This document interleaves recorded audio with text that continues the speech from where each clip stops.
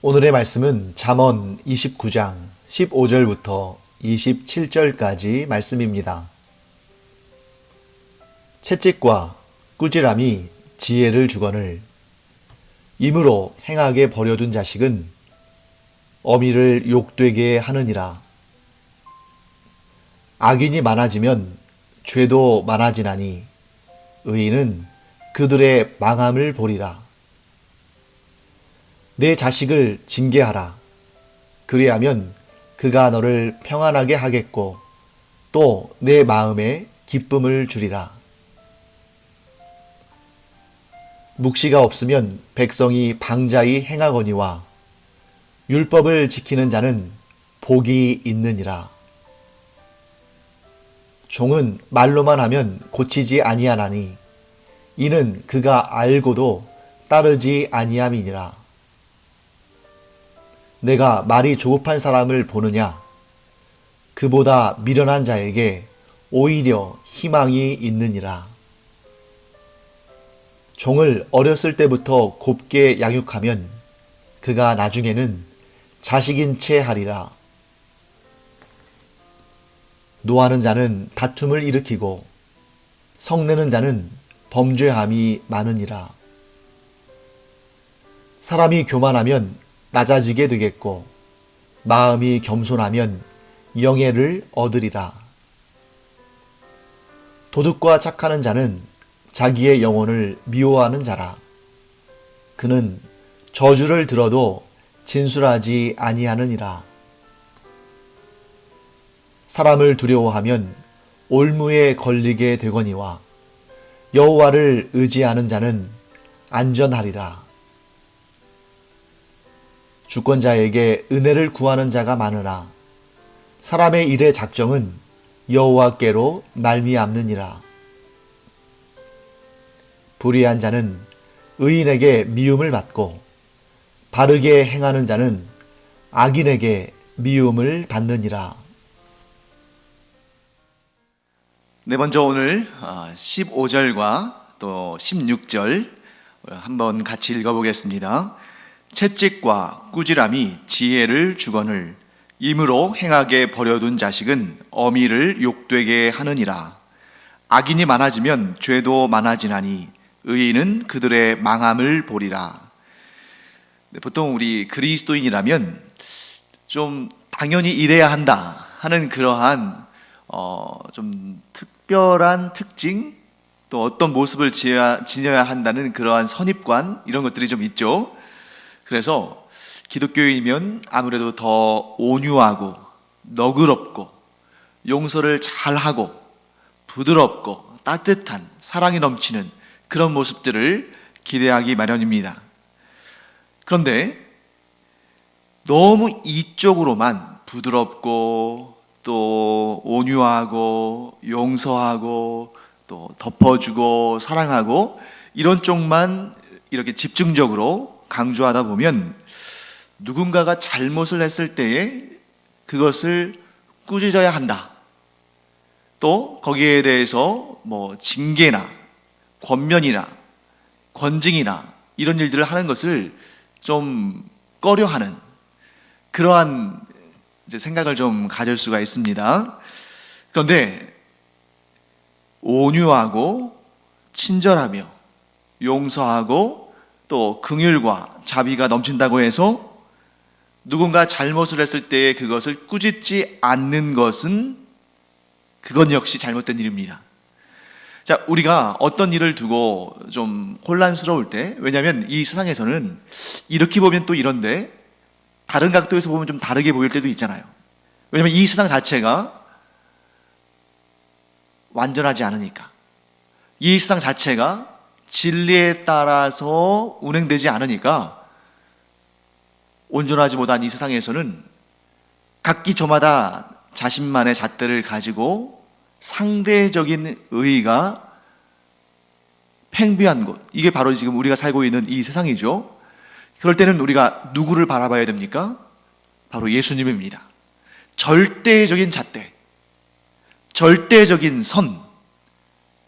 그래서 예수님이시라면 이 상황에서 어떻게 판단하셨을까?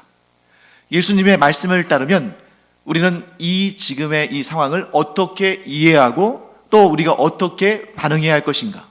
예수님께서 우리의 삶의 기준이 되셔야만 우리의 삶의 질서가 바로잡히고 좌로나 호로나 치우치지 않는 것이죠.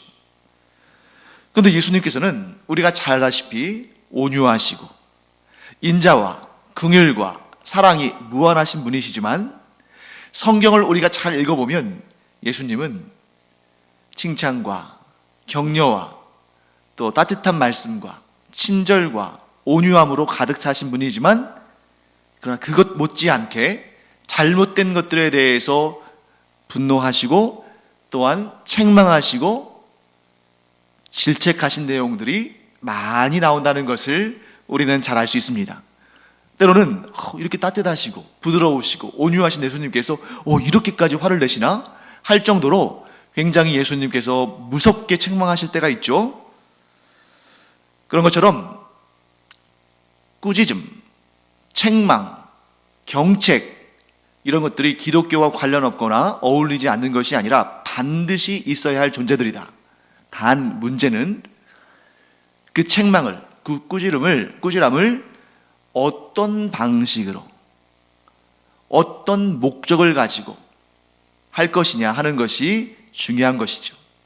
그래서 여러분 꼭 기억하시기 바랍니다. 기독교는 질책하거나 꾸짖지 않는 신앙 체계가 아니다. 기독교는 꾸짖음과 책망이 분명히 필요하고 하나님은 그것이 반드시 있어야 한다고 말씀하시고 단 우리는 어떤 노력을 해야 되냐면 어떻게 책망하는 것이 어떤 방식으로 꾸짖는 것이 더 지혜로운가 하는 것을 고민해야 되는 것이죠. 자, 그러면 이 꾸짖는 것에 대한 올바른 목적이 무엇인가? 그러니까 아무 때나 꾸짖으라는 말씀이 아니잖아요. 정당한 목적을 가지고 꾸짖어야 되는데 그 꾸짖는 목적이 무엇이냐? 15절에 나옵니다. 채찍과 꾸지람이 지혜를 주거늘. 즉 꾸짖는 목적, 책망하고 징계하는 것의 목적은 15절의 말씀과 같이 지혜를 얻도록 하는 것입니다. 그러니까 우리가 꾸짖을 때 너무 감정을 실어가지고 그 사람을 완전히 좀 이렇게 복수한다거나 혹은 좀 도에 지나치게 그렇게 육체적인 체벌을 가한다거나 감정을 실어낸다거나 물론 이제 체벌하는데 감정이 안 담길 수는 없겠죠. 너무 과하게 그렇게 하는 것 그것은 지양해야 할 부분이고 채찍과 징계 곧 꾸짖는 것의 목적은 그 지혜롭지 못한 생각이나 행동을 한 사람에게 지혜를 전하기 위함이다. 지혜를 얻도록 돕기 위함이다. 이것이 꾸짖는 것의 목적이다 하는 것을 우리는 잘 알아야 할 것입니다. 그런데 그렇게 꾸짖지 않으면, 그래서 자녀를 꾸짖지 않으면, 자녀가 잘못을 했는데도 꾸짖지 않으면, 물론 잘하고 있는데 꾸짖는 것도 굉장히 지혜롭지 못한 일이고 그건 폭력이죠. 그런데 잘못을 했을 때에 그것을 꾸짖지 않으면, 그래서 자녀가 임의로, 이 의무가 뭡니까? 자기 마음대로, 자녀가 자기 마음대로 행하게 버려두면 그는 이 꾸짖음의 목적인 지혜를 얻지 못하고 그로 말미암아 지혜 없는 자가 되어서 그 어미를 욕되게 한다. 왜요? 지혜 없는 자를 보면서 사람들이 그 지혜 없는 사람만 욕하는 것이 아니라 가정교육을 어떻게 받아서 그러는가 하고 그 부모를 욕하겠죠. 또 거기서 그치는 것이 아니라 가정에는 욕을 입히고 많은 사람들, 그 주변에 있는 많은 사람들을 괴롭게 한다, 해를 끼친다 하는 것을 알 수 있습니다. 그래서 오늘 본문은 특별히 이 징계와 꾸짖음에 대한 내용들이 많이 나오는데, 지금은 징계와 꾸짖음의 목적이 나왔죠. 징계와 꾸짖음을 안 하면 안 된다. 그것은 반드시 필요하다. 그런데 그 목적은 분풀이하기 위함이 아니라 그 지혜롭지 못한 자에게 지혜를 얻도록 돕는 것이다. 그리고 나서 이제 어떻게 누구에게, 즉 이 꾸짖음의 대상과 어떻게 꾸짖어야 할지 그 방식에 대해서도 설명을 하고 있죠. 자, 오늘 본문의 말씀이. 그래서 17절, 19절, 21절을 보면 그 꾸짖는 대상과 또 어떻게 꾸짖어야 할지를 알려주고 있습니다. 먼저 17절 말씀을 함께 보겠습니다. 내 자식을 징계하라. 그리하면 그가 너를 평안하게 하겠고 또 내 마음에 기쁨을 주리라. 그리고 19절 말씀 볼까요? 종은 말로만 하면 고치지 아니하나니 이는 그가 알고도 따르지 아니함이니라. 21절 말씀, 종을 어렸을 때부터 곱게 양육하면 그가 나중에는 자식인 채 하리라.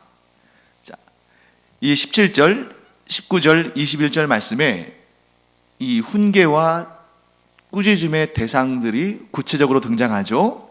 자, 자식이 등장하고 종이 등장합니다. 자, 자식은 예나 지금이나 항상 있으니까요. 자식을 징계하는 것은 그 자식에게 지혜를 주는 것이다. 그래서 그 자녀가 부모의 훈계를 통해서 꾸짖음을 통해서 지혜를 얻게 되면 그 부모를 평안하게 하고 그 부모에게 기쁨을 준다. 왜? 그가 지혜자가 되기 때문에. 그 다음에 이제 종이 등장하죠. 종. 자, 종은 말로만 타일러서는 안 된다라고 되어 있습니다. 이 얘기는 뭐냐면 자녀는 말로만 타일러도 될 때가 있는데 종은 말로만 타일러서는 안 된다. 종을 너무 좀 이렇게 부정적으로 묘사한 것처럼 보일 수 있습니다만 이것은 종을 또 이렇게 평가절하하고 또 차별하고 하기보다는 여기서는 우리가 어떻게 이해하면 좋겠냐면 자녀와 종은 서로 다른 범주에 들어가는 거죠. 그러니까 각각의 신분과 눈높이에 맞게 그에 따른 징계와 꾸짖음이 필요하다 하는 것을 말하는 것입니다. 아마도 자식은 늘 가까이 있고 또 자기 배에서 나온 아들이고 딸이고 또 그 훈계를 물론 잔소리로 들을 수도 있습니다만 그 훈계를 한 것을 지키는지 지키지 않는지 그것을 또 확인할 수도 있고 물론 말로만 하는 것만 그치는 것이 아니라 또 회초리를 들 때도 있겠죠. 두 가지가 다 가능합니다. 그런데 왜 종에 대해서는 말로만 하면 고치지 아니하나니 이는 그가 알고도 따르지 아니함이니라 이렇게 말했을까?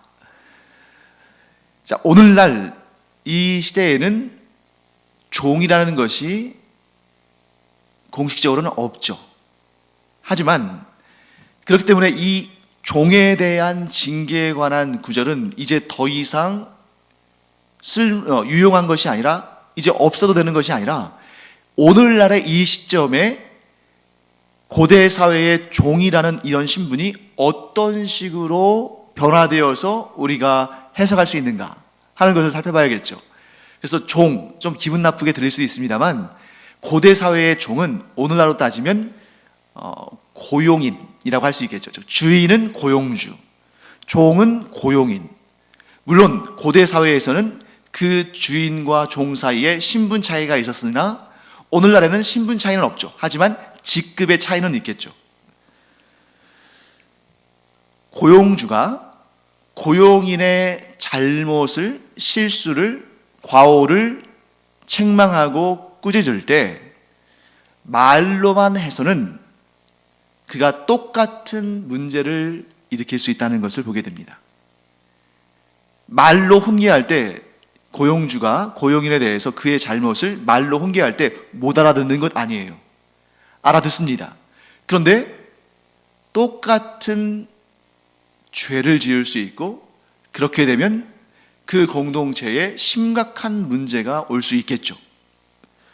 그래서 어떻게 해야 되냐면 집에서는 자녀들에 대해서 자녀들이 뭐 잘못을 했을 때 말로 따끔하게 혼내고 그래도 또 말 안 들으면 회초리를 들고 하겠습니다만 이 고용주와 고용인의 관계, 이런 공적인 업무를 보는 관계에 있어서는 단지 말로만 꾸짖기보다는 어떻게 하는 게 좋다는 것입니까? 그의 잘못이나 범죄나 비리에 대해서 말로만 구두 경고하고 끝나는 것이 아니라 정확하게 규정된 규칙에 따라 그 죄의 경중을 물어서 또 처벌하고, 그래서 자기 자신의 잘못과 자기 자신의 과실에 대해서 스스로 책임지게 하는 그러한 과정을 거쳐야 그것이 본인뿐만 아니라 그 상황을 지켜보고 있는 모든 그 커뮤니티 안에 있는, 그 공동체 안에 있는 사람들에게 선한 영향력을 끼칠 수가 있다. 근데 자꾸 이것을 봐서 넘어가고 또 용납하고 못 본 채 하고 하면 한 사람이 그렇게 죄와 비리를 저질렀다가 나중에는 그 회사나 그 공직 단체나 그 공동체나 이런 곳에서 마치 독버섯처럼 이런 악한 것들이 확 번져버릴 수가 있는 거죠. 그래서 그 잘못의 경중을 정확히 판단해서 징계를 하고 경고를 하고 그리고 처벌을 하는데, 예를 들면 뭐 좀 그렇게 과한 잘못이 아니다 싶으면 감봉 정도 할 수 있겠죠. 그런데 그것보다 조금 더 심각한 문제라면 정직 처분 정도 내릴 수 있을 겁니다. 그런데 그것과는 비교할 수 없이 이 공동체를 흔들 만한, 이 공동체가 존속하는데 큰 위협이 될 만한 일이라면 파면까지 할 수 있는 거죠. 그렇지 않고 그 잘못을 그냥 유야무야 덮고 지나가 버리면 그것이 선례가 돼서 다른 이 공동체 안에 있는 모든 사람들이 잠재적 범죄자가 될 수 있는 가능성이 있다. 동시다발적으로 많은 사람들이 그러한 잘못을 답습할 수 있다 하는 그것을 주의해야 됩니다. 그래서 종을, 지금 이 본문에 따르면 그 시대적 배경에는 종이니까 종이 무엇인가 잘못을 했는데 말로만 하면 이해는 해요.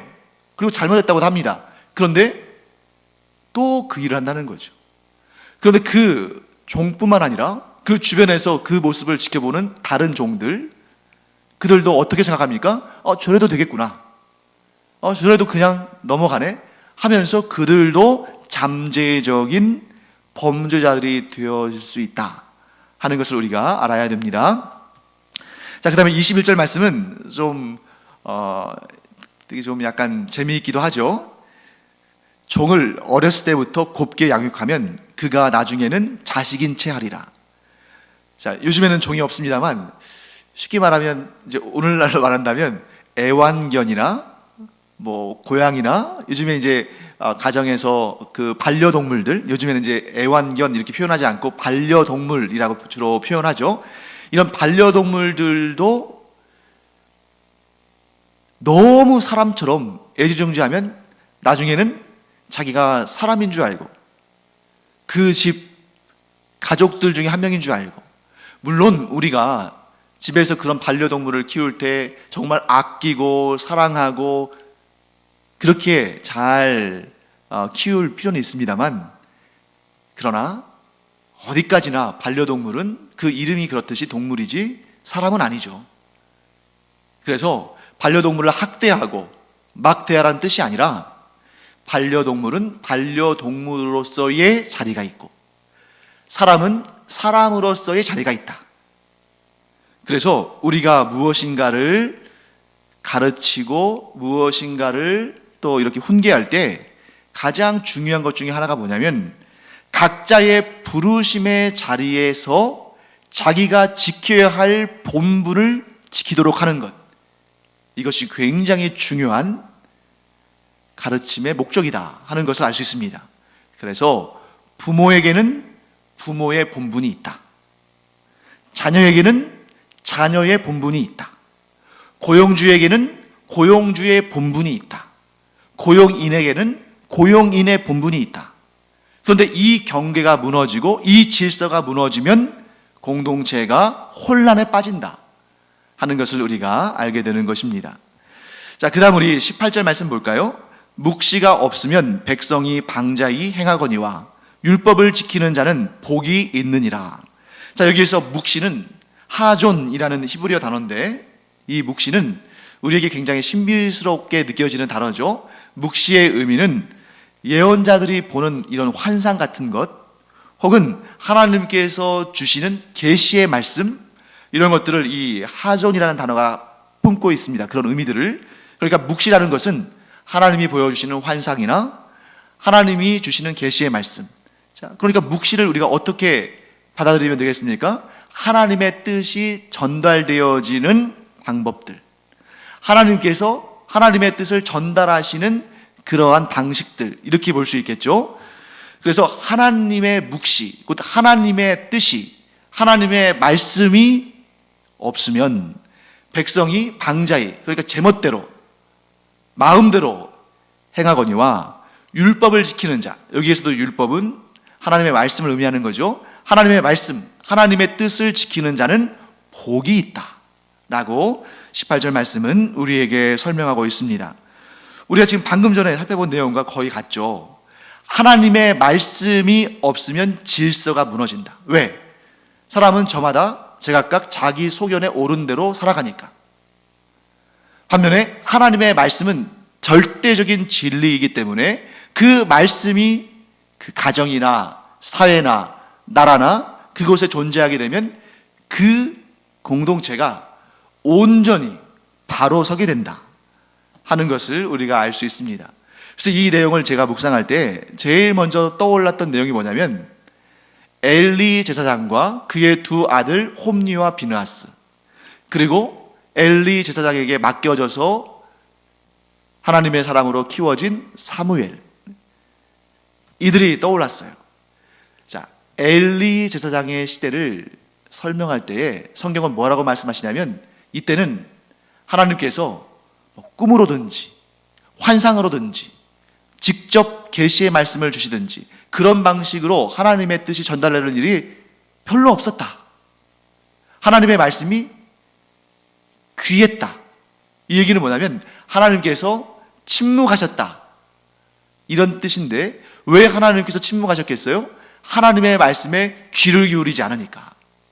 즉 묵시가 없다는 것은 하나님께서 말씀을 하지 않으셨다는 것이 아니라 하나님은 항상 우리에게 말씀하시고 그 뜻을 보여주시고 우리로 하여금 하나님의 뜻대로 살도록 이렇게 참 간절히 원하시면서 격려하시지만 하나님을 향해서 귀를 닫으면, 하나님을 향해서 눈을 감으면 묵시가 안 보이는 거죠. 묵시가 안 들리는 것이고, 하나님께서 보여주지 않으시고 하나님께서 들려주지 않으셔서가 아니라 안 듣기 때문입니다. 그 이유 중에 하나가 무엇일까요? 엘리 제사장이 자신의 아들들인 제사장 홈니와 비느하스가 하나님께 드려진 제물을 약탈했음에도 불구하고 그들을 꾸짖지 않고 그들을 방관했습니다. 그러자 그 시대가 하나님의 묵시가 없는 그러한 영적으로 어두운 시대가 되어버렸죠. 그런데 그때 하나님께서 한 사람을 선택하십니다. 그게 누굽니까? 사무엘이죠. 자, 사무엘이 젖을 떼자마자 엘리 제사장에게 맡겨져서 제사장 교육, 하나님의 선지자 교육, 예언자 교육을 받기 시작합니다. 그때 우리가 잘 아는 내용이 있죠. 사무엘이 잠자리에 들었는데 사무엘아 사무엘아 하는 음성이 들리지 않습니까? 그 음성이 어떤 음성이에요? 하나님의 음성이었죠. 이 엘리 제사장의 시대는 사람들이 하나님의 말씀을 향해서 귀를 닫고 하나님의 묵시를 향해서 눈을 감은 시대이기 때문에 하나님께서 계시지 않는 것처럼 느껴지는 그런 시대였는데 여전히 하나님은 부르고 계셨죠. 사무엘아 사무엘아. 사무엘은 그 하나님의 부르시는 음성을 들었습니다. 그리고 그는 하나님의 말씀에 순종하며 살았습니다. 그는 묵시를 듣고 그 말씀을 따라 살아간 것이죠. 그래서 성경은 사무엘에 대해서 뭐라고 묘사하냐면 사무엘이 한 말은 하나도 땅에 떨어진 바가 없이 다 이루어졌더라 라고 말씀하십니다. 사랑하는 성도 여러분, 오늘날도 묵시가 없는 시대입니까? 아닙니다. 하나님은 항상 하나님의 뜻을 보여주시고 들려주십니다. 단 그 하나님의 말씀에, 하나님의 묵시에 눈을 감는 사람과 귀를 닫는 사람은 묵시가 없는 시대를 사는 것이고, 항상 영적으로 하나님의 말씀에 민감하게 반응해서 하나님의 말씀을 사모하고 그 말씀대로 사는 자에게는 그의 삶은 묵시가 살아 숨쉬는 그런 삶이다 하는 것을 우리가 알게 됩니다. 자, 이제 우리 마지막으로 25절과 26절 말씀을 함께 보겠습니다. 제가 읽어보겠습니다. 사람을 두려워하면 올무에 걸리게 되거니와 여호와를 의지하는 자는 안전하리라. 26절, 주권자에게 은혜를 구하는 자가 많으나 사람의 일의 작정은 여호와께로 말미암느니라. 자, 사람이 사람을 두려워하는 이유는 무엇일까요? 네, 아직 일어나지도 않은 일에 대한 염려와 근심이 그 안에 있기 때문입니다. 저 사람이 저렇게 하면 어떻게 할까? 이렇게 하면 어떻게 할까? 내가 어떻게 대처하면 좋을까? 하는 그런 걱정과 근심, 모두 다 그런 걱정과 근심 가지고 있잖아요. 왜? 우리가 모든 사람들을 다 꿰뚫어 볼 수 없으니까. 그래서 사람은 근본적으로 사람을 두려워하는 마음을 가지고 있습니다. 이 세상에 모든 것들 가운데, 이 창조되어진 세상의 모든 것들 가운데 가장 두려운 것이 무엇인가? 어떤 사람은 귀신이라고 할 것이고, 어떤 사람은 도깨비라고 할 것이고, 어떤 사람은 악령이라고 할 것이고, 막 그렇습니다만, 그런 것들은 사실, 물론 그런 것들도 두려울 수 있겠습니다만, 그런 것들은 이것에 비하면 아무것도 아닙니다. 이 세상에서 가장 두려운 것은 무엇입니까? 이 창조된 세계 가운데 가장 두려운 것은 사람이죠. 자, 으슥한 산길을 혼자 걸어간다고 생각해 보세요. 그것도 밤에. 가로등도 없어서 캄캄합니다. 거기에서 무엇을 만났을 때 가장 두려울까요? 물론 들짐승도 두렵고 또 귀신도 두렵고 하겠습니다만 정답은 사람입니다. 그렇게 한적한 곳, 어두운 곳, 구석진 곳에서 만났을 때 제일 두려운 것은 사람입니다. 왜? 그 사람이 나에게 어떻게 할 줄 모르니까.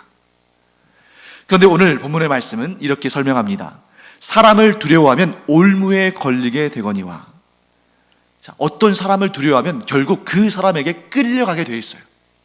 그 사람이 주도권을 가지고 나를 끌고 다닐 수밖에 없습니다.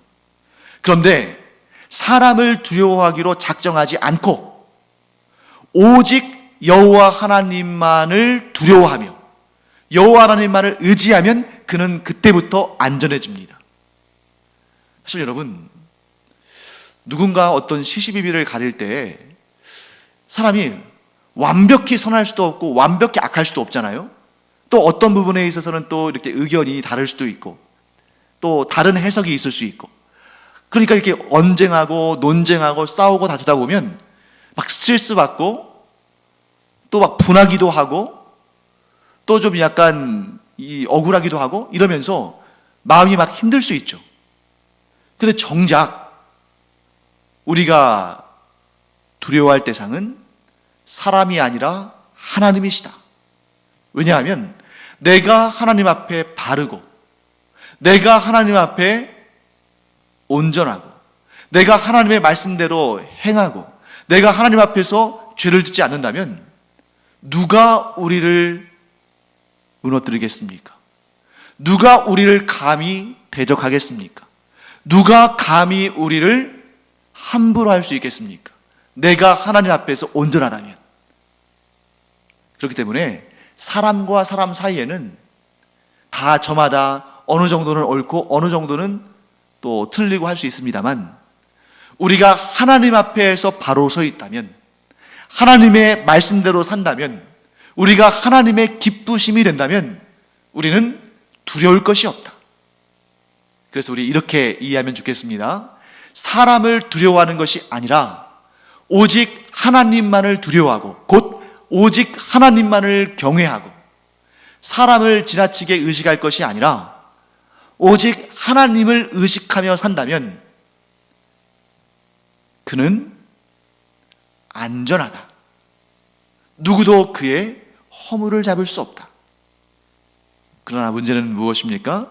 우리가 하나님 앞에서 온전하지 않을 때, 하나님의 말씀대로 살지 않을 때가 있다는 거죠. 그래서 여러분, 우리를 안전하게 하는 가장 중요한 일, 우리를 스스로 지킬 수 있는 그러한 일 무엇입니까? 하나님의 뜻대로 살아가는 것, 하나님만 의지하며 살아가는 것. 비록 우리가 하나님의 뜻대로 살려고 애를 쓰고 열심히 노력해도 사람이기 때문에 하나님 앞에서 완전할 수는 없죠.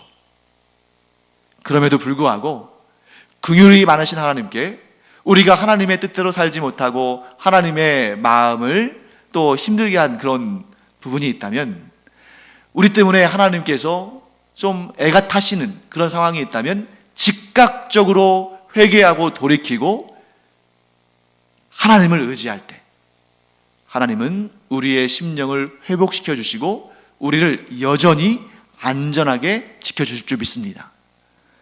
사랑하는 성도 여러분, 26절 말씀처럼 주권자에게 은혜를 구하는 자가 많으나, 주권자, 권력이 있는 사람이죠. 사람 가운데 나를 도와줄 만한 사람, 나에게 힘이 되어줄 만한 사람, 능력 있는 사람을 찾아서 그의 은혜를 구하는 사람들이 많고, 인간이라면 당연히 그런 마음이 있겠습니다만, 우리는 모든 일은 하나님의 뜻 가운데 이루어진다. 하나님께 모든 작정이, 사람의 일의 작정이 여호와 하나님께로 말미암는다.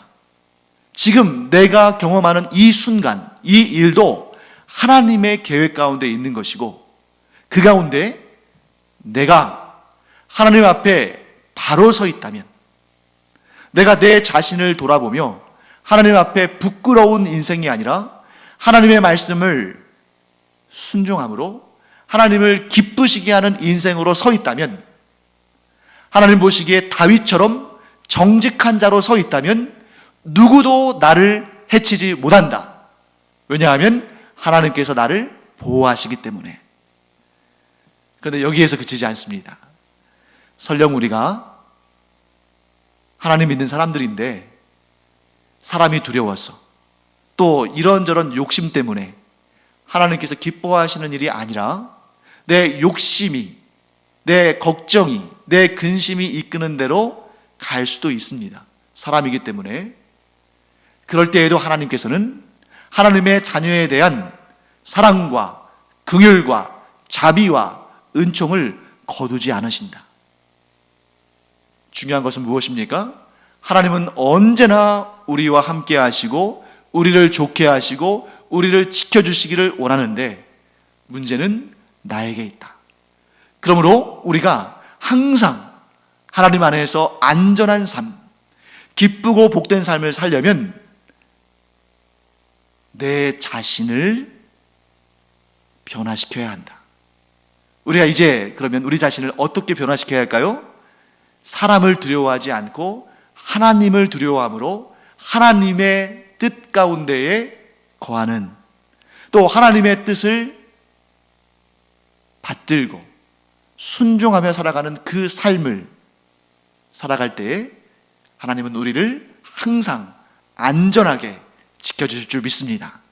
그러므로 하나님 앞에 선 거룩한 성도의 삶을 우리가 늘 마음을 다해서, 힘을 다해서 살아가기를 간절히 축원합니다. 기도하겠습니다. 하나님, 주님의 은혜를 감사드립니다. 우리의 보호자는 오직 하나님뿐이심을 이 시간 고백합니다. 하나님께서 나를 도우시고 하나님께서 나와 함께 하시면 누가 감히 나를 무너뜨리고 공격하고 또 괴롭게 할 수 있겠습니까?